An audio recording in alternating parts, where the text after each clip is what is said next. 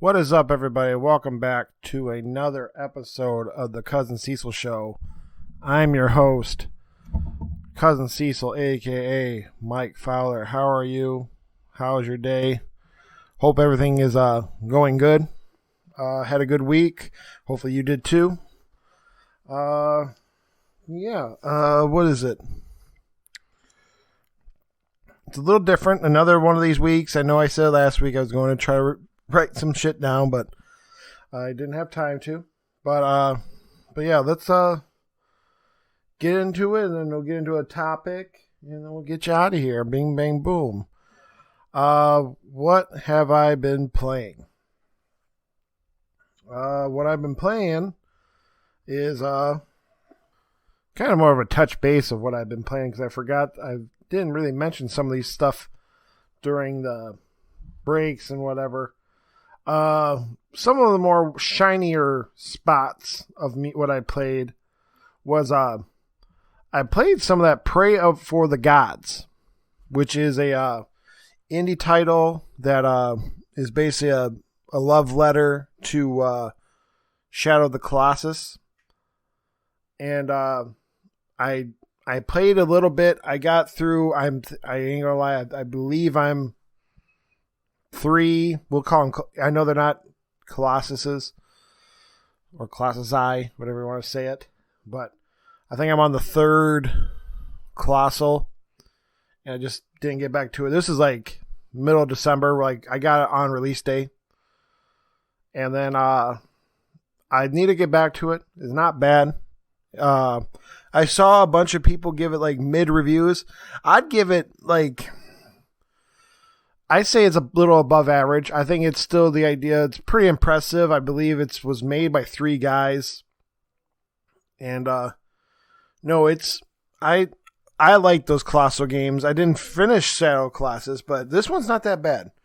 I do like the little difference of like a little bit of survivalness is involved. Like you can take naps in the field, like in the world map, and then you have to gather food. And like you like the idea of like, hey, you have to come over here, and here's the gateway to get to the beast. In between there might be some some conflicts of like going against creatures, or even like zombie-fied ice people of like ex-warriors or whatever the fuck they want to call it. But no, it's not bad. It has a little, like some people said the controls are very clunky.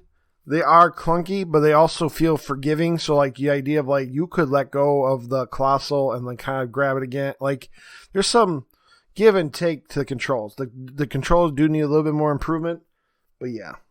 And then some other things I forgot to mention is we'll do this quick one. This month's PS Plus game, Deep Rock Galactic. I played the first mission, and long story short, I wish I had friends. Because that game is, so for people who are listening, I didn't know exactly what the game was about until I obviously played it. It is basically a procedural, kind of like the game that's hitting PCs right now called GTFO, so get the fuck out. So you get your space miners, bunch of dwarf space miners, like medieval style.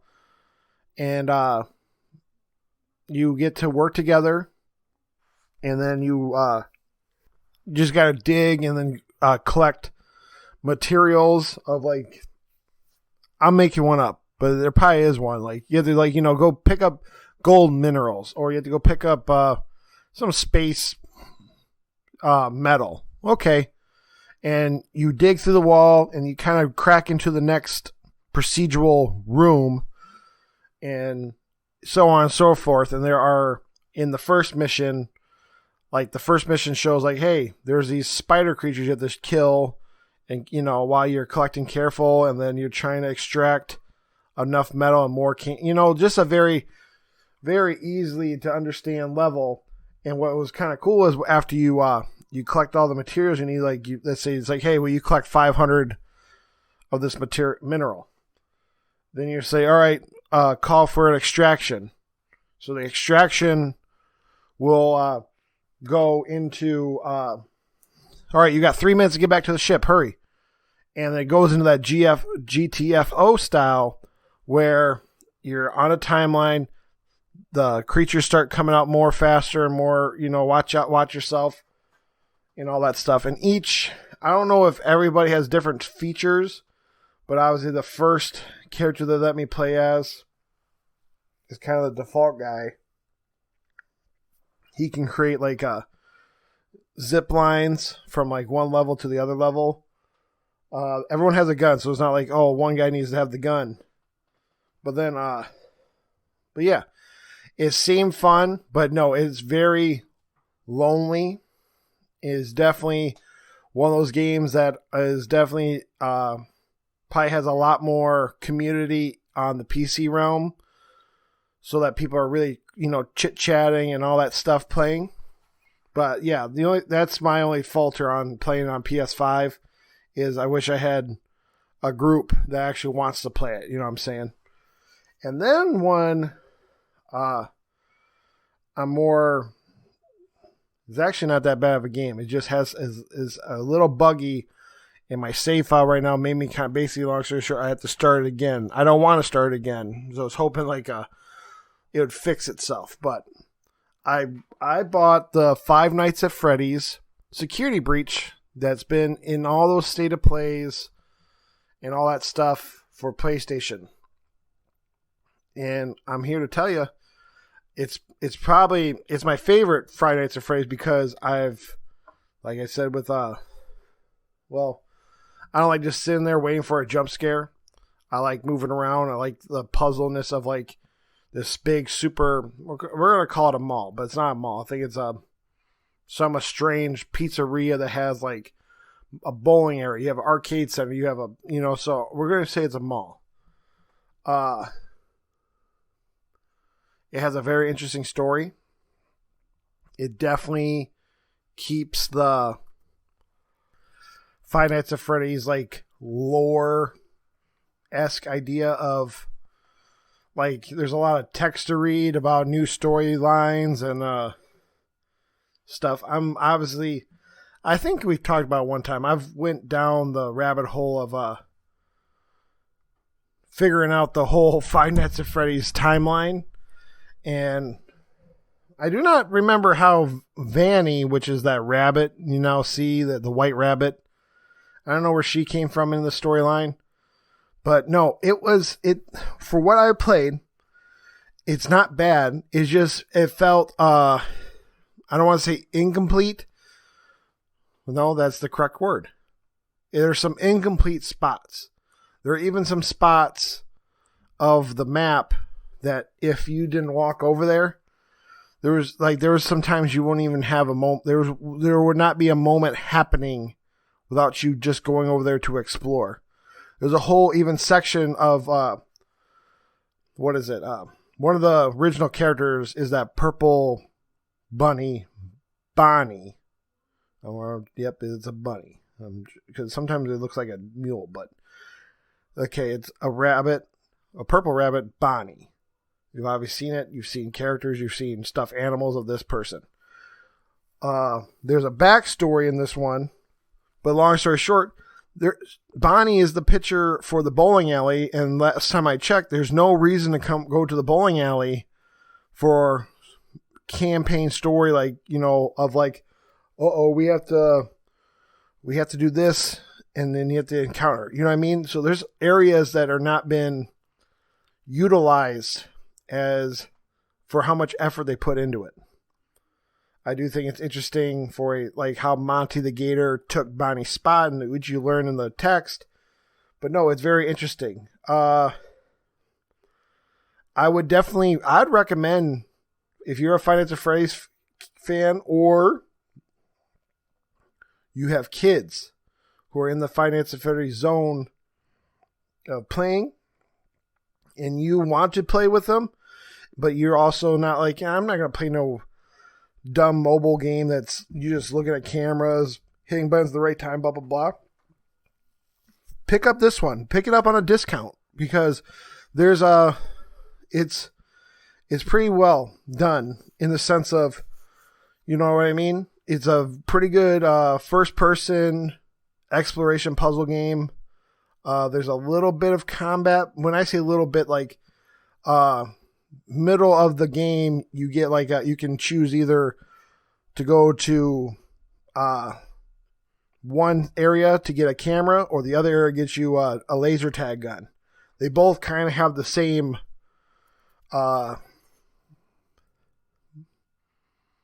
weapon power. Like they both stun the robotics so that they can stop so you can run and hide. So I like that. You can technically sneak through this whole level without having without any game over jump scares, which is really cool too. There are some moments that do feel very tuned in. A lot of them not involve the characters. They involve the exoskeletons of these characters, because there's these 2 levels that I went through that involve basically, it's like the animatronic exoskeletons act like the Doctor Who don't blink. If you look at them, they don't move. If you turn your back, they're coming for you, and that feels good. So there are parts of this game that are tuned in, but the other parts there's some bugs, and they've been saying on their website that they're working on those bugs, blah, blah, blah. You know, patches are coming, blah, blah, blah. But yeah, other than that, and not too much to tell. I'm playing 2 space games. One for the first time, the other one is to get the PS5 update, which feels real good. The PS5 update one, I did restart Star Wars Jedi Fallen Order because I ain't gonna lie, just watching G4 sometimes, and they just did like a re-review of it since obviously they weren't around when that came out, and it does feel good. I'm playing it again so I can see if I feel some of the moments that they were speaking of in these reviews. Because when I played the first time around, I felt like it was an okay Star Wars game, but like it wasn't like this one that people are like praising, put on a pedestal as much as I thought. But I am enjoying it. I'm not saying it wasn't good the first time. It's pretty good even the second time. But I'm just trying to see if I can catch that the feelings that people are talking about this fucking game. And then the other one that just started 2 days ago is I actually put in my Mass Effect Legendary Edition I got for Christmas. And I'm technically farther than I was in Mass Effect 1, which I ever played, which is I'm at the Citadel for the first time. I've never been to, you know what I mean? So I'm in the mission of like, I have to go talk to somebody at the Citadel's bar and start the real stuff. But I will say it does look good. I do appreciate the upgraded graphics. I'm really interested to I don't know if that's how I like to play them. I am excited to push through Mass Effect 1 to get to more the other 2 games that have been really put on pedestals for another. Look at that. We're talking about pedestals again through another fucking game. But, you know, they've been put on a grand scale. I've never got to experience them, so I'm looking forward to that. Okay, and then that's about me for that. And then, honestly, for gaming news, I'm going to look through it. But I'm also going to say another comic book news that I'm kind of upset to hear. I'm kind of upset to even hear about the good news one. But I guess we'll start off with the good news. If you're a big fan of Flashpoint, the Flash comic that started the whole the idea that Flash can change the universe and all that stuff, and rewrite the the universe and all that grand gesture, and gave you Thomas Wayne, which is Batman's dad, to be Batman and his mom's Joker and all that stuff that happened. There's going to be a kind of a sequel to Flashpoint around Thomas, which I knew there was, there's been one-shots in other parts of this story before, but apparently there's a new one about him going back into that universe, and I don't know what he's actually doing. I forgot, I didn't read the real summary of what's going on in that game, in that comic. But, what is it?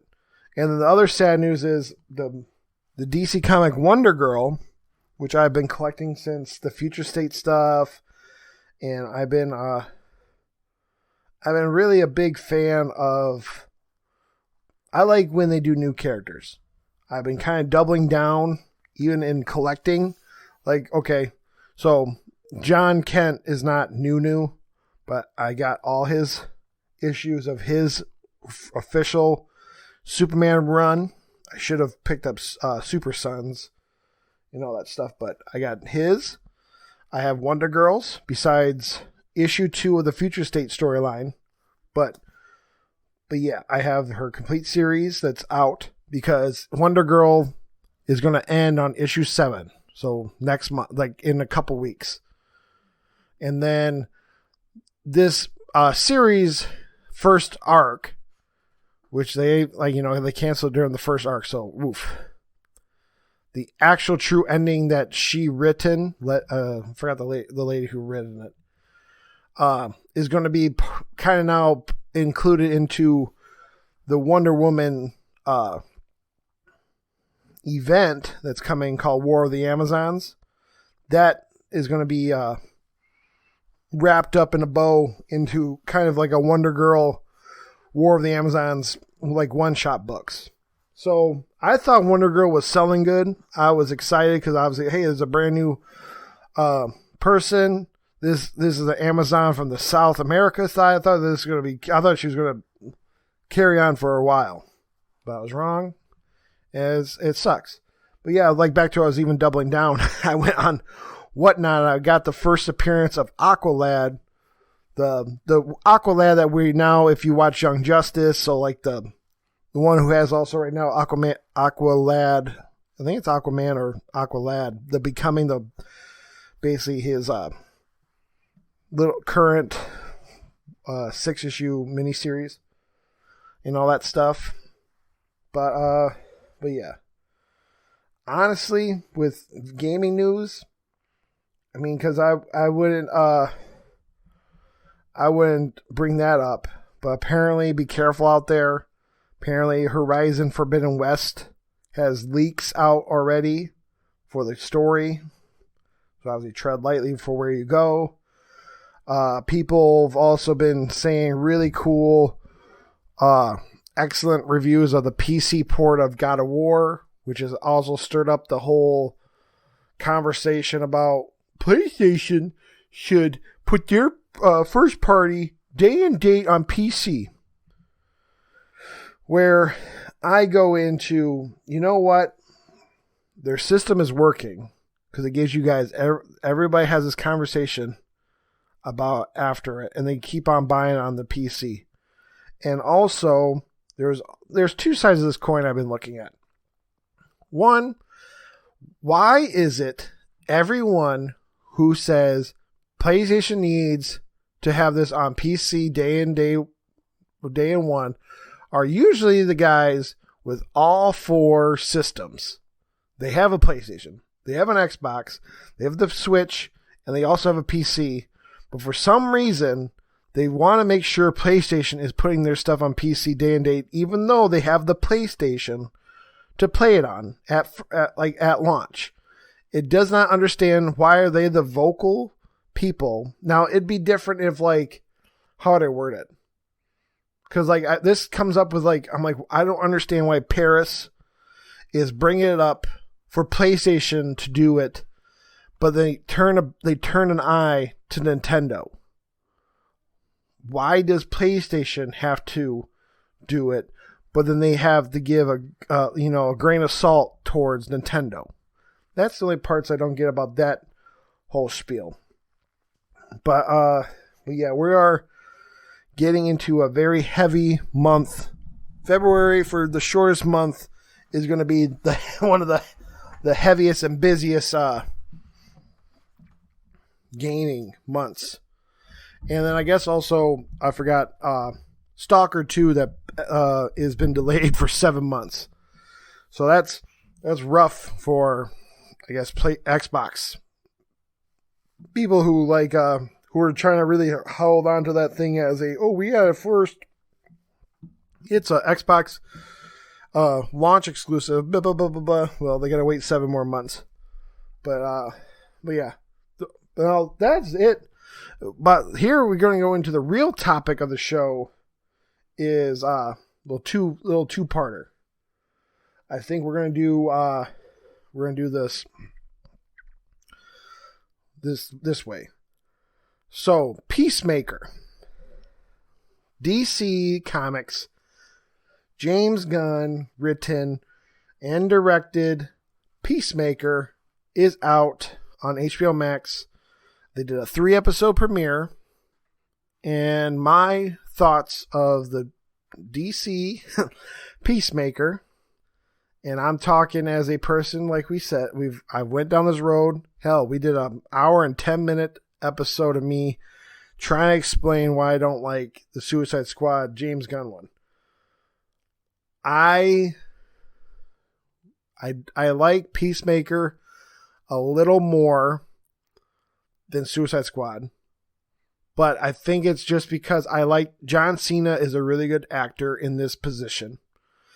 The script is very minimalistic in the sense of it feels like a high school kid written it. I think I just still have trouble with James Gunn's scripts, but it is it is a fun ride to get from point A to point B, from start credit to end credit. I feel, my personal opinion, we'll go into that again. I think James Gunn's a little bit better with a little bit more of a PG-13 vibe. I don't know why because these are going over the top, and like, how do I word it? And that's not going over the top's not the problem. The problem is, it goes in that context, but it's a fun ride. Maybe it's because of live action. Now, if Peacemaker was like animated, like the Harley Quinn one, I have no problem with Harley Quinn being more adult rating, but also I think they still are kind of I have no clue how to say it. But episode 1, 2, and 3 is out, and no, I enjoy it. I like it more than the movie. I do think it's very interesting. Again, it goes into that idea of like DC has so much trouble with like making a connected movie universe, but they don't have no problems with DC properties, because he's not a hero, having like I know his dad's supposed to be a disgruntled old racist, but obviously the idea, like, A, his dad's a racist, but B, his dad said like the F word, not fuck, the other F word. And what is it? I keep saying this one, even though it's because I just think it's low ball high school humor that I understand is about, but also goes into like we have a comic book property, say, after he picked up a chick and had sex with her in the bathroom, he goes, you know what? When I was in your pussy back there, it felt like freedom. And I just think it's odd where that gets the green light to it's not staining the IP. Like, no one cared about Peacemaker before. No one even knew. I didn't even know about Peacemaker before Suicide Squad was announced. You know what I'm saying? So I'm not saying like that, but the idea of like, there are ways to write it a little bit more classier and still be kind of rough. Because like I was talking to Delvin, and I said, you know what? Who would be? I think would be done a better job, even with Suicide Squad, than James Gunn, is the writer for Deadpool. Now, I sound like a hypocrite, but the idea of I don't know. It just maybe it's because it wasn't like how it was written, how it was even shown. Because even today I was watching Deadpool 2 just as feel. It just the violence and gore of that does not feel as over the top as James Gunn style. Maybe it's because maybe James Gunn uses a little bit more brighter filter or some shit. But just for some reason, the talking with Deadpool, maybe it's Ryan Reynolds. Who knows? Maybe I'm just thinking like that. I just think is a little bit more better writing than James Gunn. But yeah. And then the second topic before we get you out of here is, what is it? I've been rewatching the Marvel Cinematic Universe. And for right now of this recording, I just broke into Phase 3. And before I came down to record, I finished Captain America Civil War. Okay? So, before we do like maybe down the road, because I like to break it down because I think this is an interesting way to say it. I'm going to tell you what is my rankings of Phase 1, Phase 2, and my thoughts of the trilogy of Captain America after this. But Phase 1, and I'm doing DC Disney Plus watching. So Incredible Hulk's out. And honestly, into this idea, I like to watch it again, but hey, it wasn't in the cards for what I'm going to say. Phase 1, if I had a gun to my head, the last time before I watched this recent run, someone say, hey, what's the best Phase 1 movie? I would have told you Iron Man. And I probably would have told you Incredible Hulk after, just because what I remember. And I probably would have said Captain America. Oh no, forgot Avengers is in it. I probably would have told you Iron Man, Avengers, Incredible Hulk, Captain America, Thor, Iron Man 2. Well, my new list with Phase 1 is right now the best Phase 1 movie of the MCU is Captain America, the First Avenger. I don't know how to describe it besides now with I don't know if it's the context. I don't know, but there is the way it's filmed, the way the story feels a little bit more timeless compared to even what I'm going to get to about Iron Man. But number one would be Captain America First Avenger. So that's a very interesting of where my thoughts are of this new current feelings of the MCU. Number two is definitely another big surprise of what I got off a rewatch, which is Thor. Thor was very well done, and I actually it's pretty good. As a rough watch, I thought it was but no, it's a very well done movie. So Thor is number two. Number three is a toss-up, because hear me out. I'm going to probably say it's Avengers, but I will also say the writing of Joss Whedon gives me the same, not as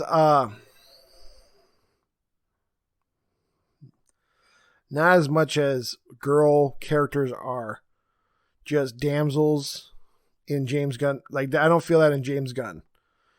But Joss Whedon's writing, it can definitely be felt now when I watch a show.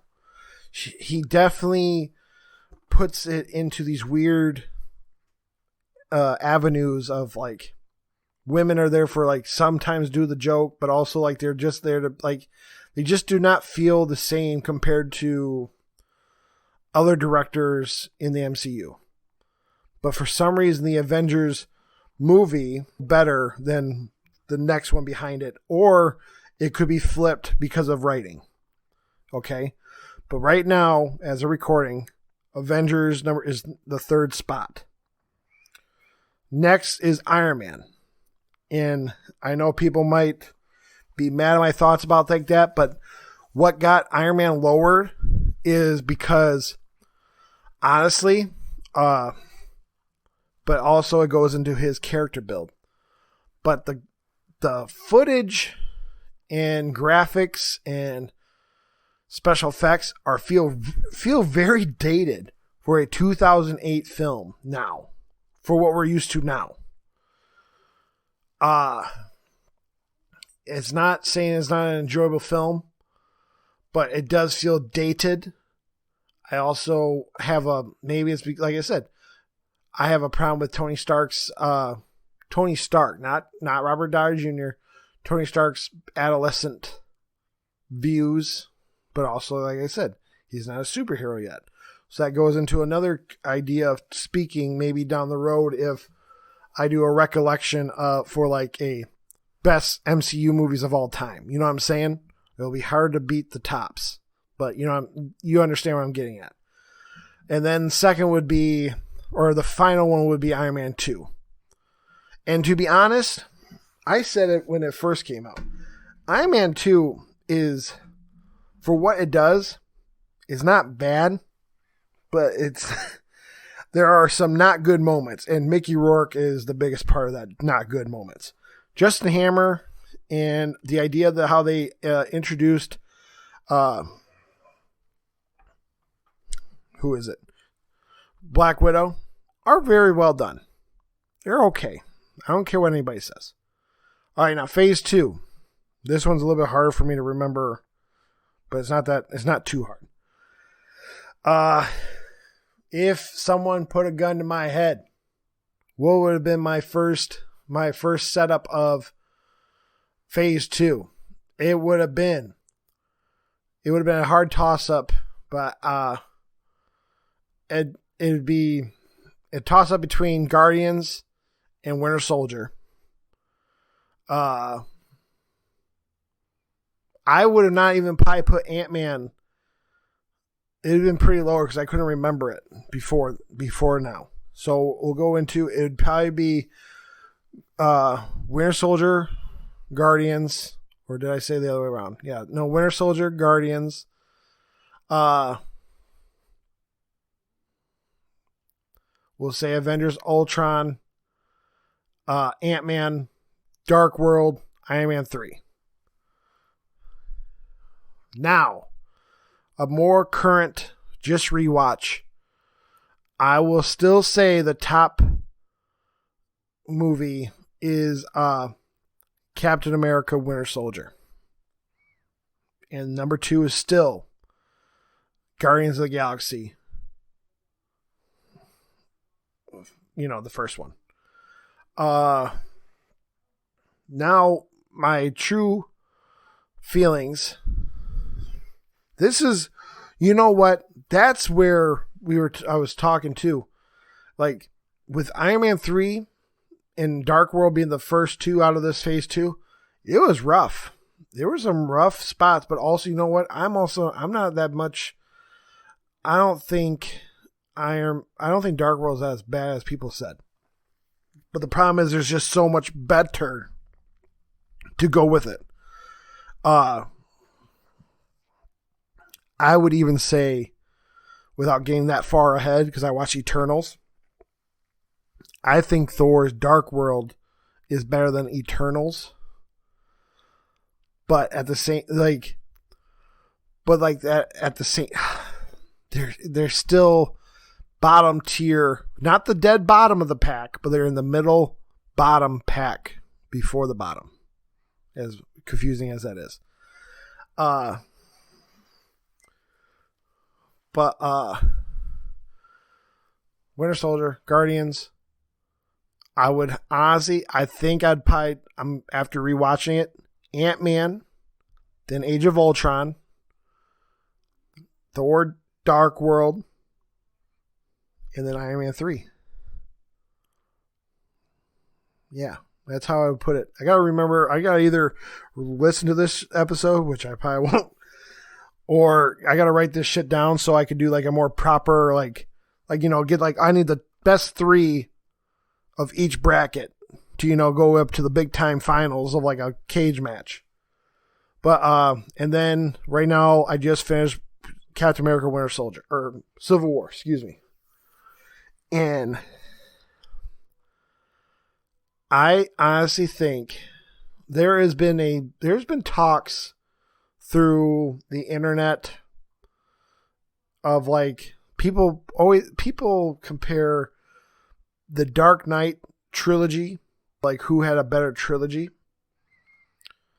And I'm going to slowly break that down real quick.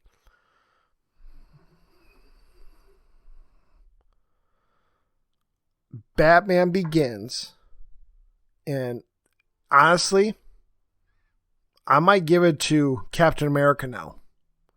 It'd be an easier way to say it. Batman Begins and the first Avenger, watching it now together, or like not together, I have a lot more memories of Batman Begins than Captain America. But I can say they're almost a tie. It's a complete tie between Batman Begins and First Avengers. If you don't agree with me, I'm telling you, watch them again. And the idea of watch them back to back, and you try to tell me this one's better than the other one, or vice versa. I think it's a dead-on tie. The first movies, The Dark Knight, The Winter Soldier. There are moments in Dark Knight that, in my opinion, are good. And I think in my head, nope, because yeah. The only way this whole series, my honest opinion,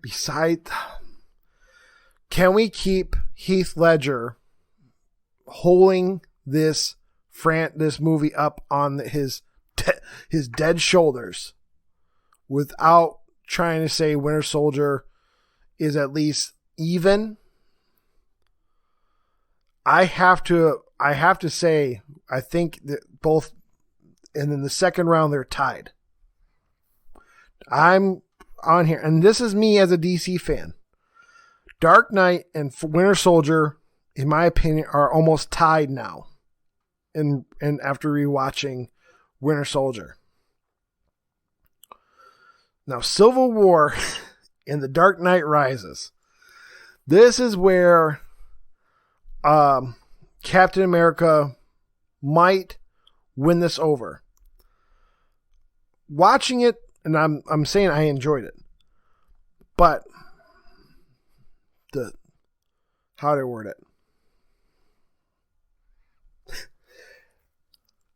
Let's say Dark Knight Rises had, and stick with me, I'm going to say, let's say they had a 7-minute terrible third act part of it. You know what I'm saying? Man, he just kind of gave up, blah, blah, blah, and like he's on his own. Like, let's say that took 7 minutes. Captain America Civil War had 6 minutes of bad ending. Because Dark Knight Rises has one more bad minute, Captain America's better. In that opinion, that's how close, in my opinion, now they're looking at him. There are some great, memorable moments of that terrible idea of what Bane was in Dark Knight Rises. The internet still says nobody care who I was till I put on the mask. The whole part, I still like saying, like, do you feel like you're in charge? When he puts his hand on that the guy's shoulder. That worked. But it's, you know what I mean? But Captain America Civil War, I long ago would have told you having all the rest of the Avengers would have been a shouldn't have boosted up the points. You know, it should have been like mark it down because you needed all these cameos. But it is really good. And like I said, I'm thinking by my analogy of Civil War has 1 minute less of bad ending because of just, you know, how I'm trying to explain it. Like, I don't, after realizing that, it's still a faulty ending in the sense of like, man, we fought, and then at the end of the day, Bucky went into the ice chamber anyway. Blah, blah, blah. But yeah, if anybody got through 40 minutes of this and hear that now a DC fan, has now said that, I would have fought my old self for saying that. You know what I'm saying? But that's how damaged I am from the DC universe now of movies and stuff that I just want a connected universe. And I'm so open now to a reboot so we can just start off again. I don't care, you know what I mean? And I'm not a person, I don't care that I think we talked about it. Yeah, I loved it. I'll bite. I'll definitely watch a Batgirl I'm going to say Supergirl, but I think it might be Superwoman. I'm not sure. You know, Trinity movie if they do something, but I don't think that's the part. Like, you're doing all these little switches and we're still not going to have some weird like intervening connection story besides Shazam with Wonder Woman that they're going to do. But that's a whole nother combo. But yeah, it's that's where I'm at in my MCU rewatch. So just more to elaborate. If you did, like I said, top 3 bracket, who would go to like the March Madness of MCU? It would be Captain America. That's where I might defer it, but right now Captain America. Actually, no, I know the answer. Civil War ain't gonna make it. Captain America, Thor. Oof. Right now it's Avengers, so like Captain America, Thor, and Avengers would go to the final March Madness. And in Phase 2, it would be Guardians, Winter Soldier, and Ant-Man. Wild. I would have never said that years ago. It's more crazy to say it. I would have still, like, Winter Soldier would have made it, but the idea of like some of these, I'm like, there's no way these would have made it if it was another different year. But yeah. Another thing, I think that'll be it. My honest thoughts for, I didn't even get to mention that, but we'll say it like that. This week's hot picks: Superman Lois, season 2 started last week. I liked the first episode. I'm also a little distraught in the sense of like, okay, season 2, we're getting, this is a spoiler for the last image of the first episode. Apparently Doomsday is coming to Superman Lois, but you know, he's coming. And I'm in my head, I'm like, does Superman do not have any other characters to come to fight him for a month or, you know, for a season before we get to fucking Doomsday? Like, why don't they bring out Mongol? Why don't they have even like that Mesoplex, that little fairy guy who could fuck up? Because right now, the first episode, it was looked like they were having conflicts between him and Lois. Give him a little marriage altercations with this guy. I'd rather see that because they don't do that creature of the week style of like Flash in them. Like, you could just have Mesoplex be the one to just fuck him up for 5 episodes and kick him out and go into like the reign of Mongols coming or some shit. But no, they're going into this route. I'm interested because I'm interested to see how this director, who's done a really good job with Superman and Lois season 1, do his Doomsday. How close to the comic, how close, you know what I mean? They try and, bridge some feelings that people might have of like Zack Snyder's Doomsday or whatever. But yeah, I also did watch Naomi. That show is definitely, I'm going to keep my eye on you. I don't trust you. I think you're going to flop terribly, but I'm going to keep my eye on you because there are parts to it. The actress who plays Naomi, spot on. Very love her spot. I love it. I also love her little gang of friends. But at this moment in time, again, I'm trying to figure out how they're going to stretch out I reread the 6 issues, how minimalistic it is. And they also showed the bad guy from her world. But if you would not know who this person is if you read the series. Or even if you never even read the series, you're like, why does that black guy have a weird name?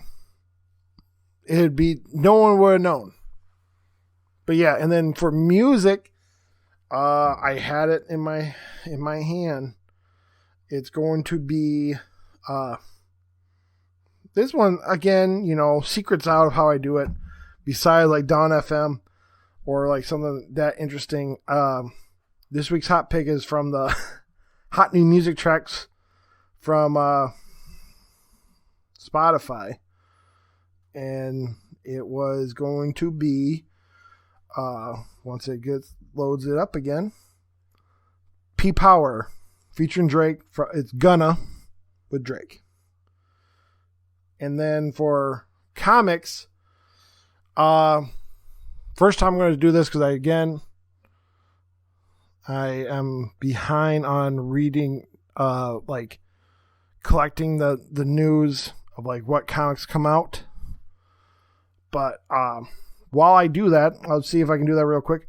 I want to tell you, I bought I'm using a 30-day free trial of Comixology Unlimited. And I was fortunate enough to remember it's on there. I read Jonathan Hickman's House/Power of X. It is the reboot of X-Men because of the long story short, during the time of different corporate people in Disney, there was going to be a moment that Inhumans was going to be kind of the mutants of like, people with powers and they look like humans in the MCU. So that's why they had like the Inhumans TV show, and they basically killed off the X-Men in the comics. And during this like Genosha War. But this is the coming back into the fold of the X-Men. And it is excellent. And what makes it cool is not cool like that, but like it is Jonathan Hickman wrote in this book I read.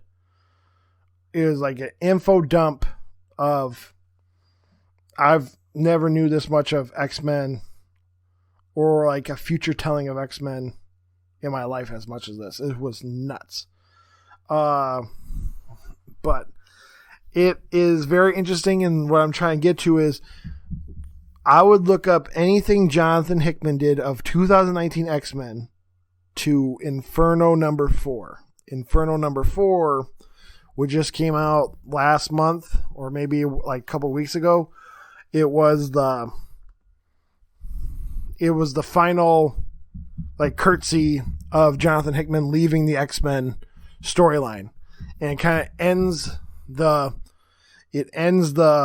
Hickman run with a nice little bow, and obviously keeps the door open for what's coming up into the future of X-Men. But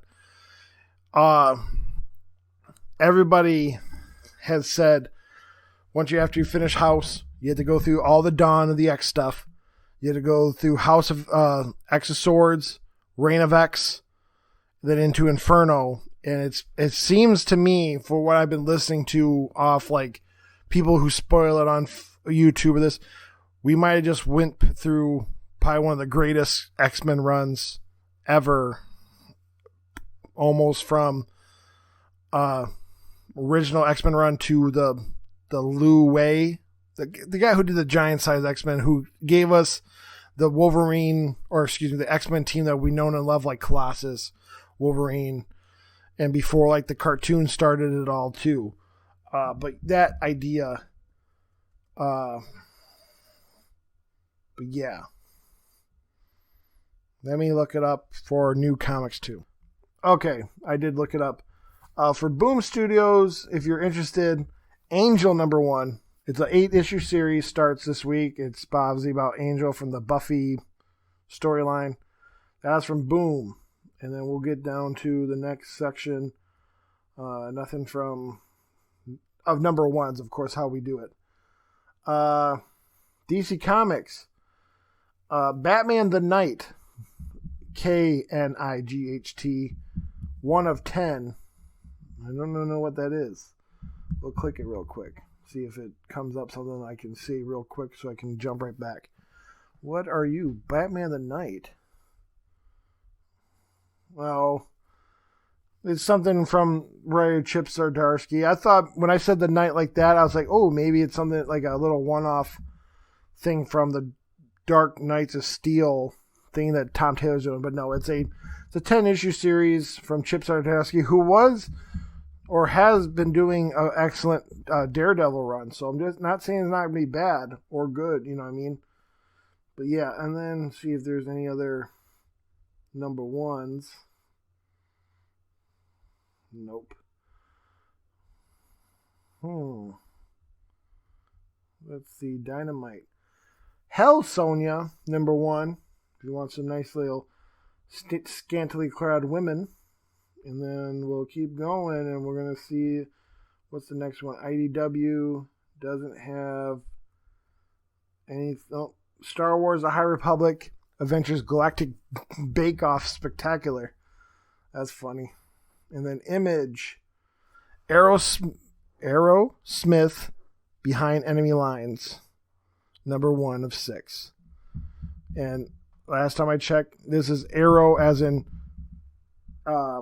like a bow and arrow, ARROWSMITH, Behind Enemy Lines. Bolero #1, and then where is it? And just keep checking. Nope, nothing else. And then we're gonna go down to Marvel for #1s. Ben Reilly's Spider-Man, a 5-issue series, starts this week. The second printing of Black Panther, if you missed it. A couple one-shots off the Death of Doctor Strange. One is about X-Men Black Knight. I believe there's a Devil's Reign bunch of one-shots, which is the Daredevil event right now. With this one's Villains for Hire, and then there's an X-Men storyline with that. And then if you missed out on Hulk #1, the second printing comes out this week. Also Hulk 3, but I digress. And She-Hulk #1, definitely pick it up. You know, it's gonna be not be as crazy as getting like a actual key of it, but obviously with the show looming, you know it's time to hear it. Silk #1. So volume 3 of Think of Silk starts this week. And a new one called Silver Surfer Rebirth #1. And go check out those variants of the covers. Those look excellent. And if you missed out, it looks like, where is it? Venom #1. The second printing is out this week. And also the X Lives of Wolverine #1. So a lot of #1s coming out of Marvel this week. So maybe I'm glad I looked them up. I would have felt more bad missing out, not talking about those ones. Like saying go to your local comic shop, support them, and do all that stuff. And then what else? Just to double check. Anything from Vault? Not even from Zenescope. Nothing other from Vault. No #1s. So yeah. that will wrap it up. And then also, you'll probably hear this tonight and tomorrow night on Monday night playoff game. Disney has already announced that they're going to have the Moon Knight trailer drop and probably announce the date. And I'm just more saying the rumored date. This is supposed to be the show is supposed to start in March. And when I say March, I believe it's the end of March. But the teaser trailer showed forgot his name, Isaac. Showed Isaac being Mark Spector. Showed how he puts on the suit. It's kind of like he can summon these wraps to go around him. So that's interesting. It also showed him punching Anubis. That's a rumor. But just judging by who he was punching in this bathroom, it looked like a dog-faced creature. So it looked like Anubis. That is going to definitely be interesting to watch. And then I'm more saying this. Be honest. You did not know who Moon Knight was until this show. Please do not be on your Twitters talking about like you were Moon Knight's #1 fan. Like you've been there since day one. You weren't there when he chopped off the huntsman's face and put it on in his bathroom and his girl walked in on him. You weren't there. You weren't there when the Avengers Initiative was scared of it to death of him because of how psycho he was. You were not there. I was there. I was there all along. But that's the show. Please, you can always tweet me at MikeFowler93 and say what's up and all that stuff. And then hopefully you guys have a good week. Be good to each other. And I'll catch you next week. Peace.